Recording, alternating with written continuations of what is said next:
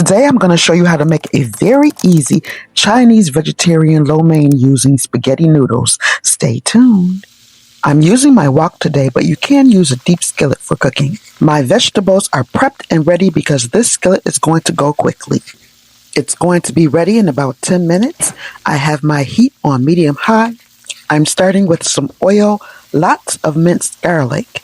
My vegetables I have already julienned, red pepper, green pepper, onion, carrots. This is all optional because you can use the vegetables that you enjoy the most. You may prefer to add celery, hot peppers, and green onions. I have some broccoli slaw on hand, so I'm adding that in too. I chop the vegetables into julienne pieces so that they go well with spaghetti. Of course, you can use the vegetables that you like. We're almost done. I'm adding in the cooked spaghetti.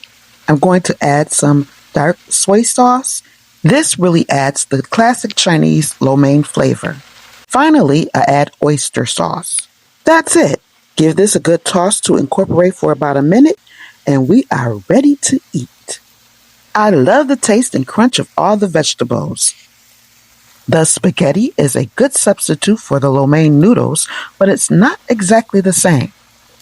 The lo mein noodles contain eggs, and most dry pastas do not. The spaghetti has a smoother texture.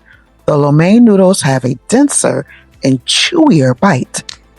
To make the spaghetti noodles a perfect substitution, make sure not to overcook the spaghetti noodles. I hope you give this Chinese vegetarian spaghetti lo mein stir fry a try and enjoy.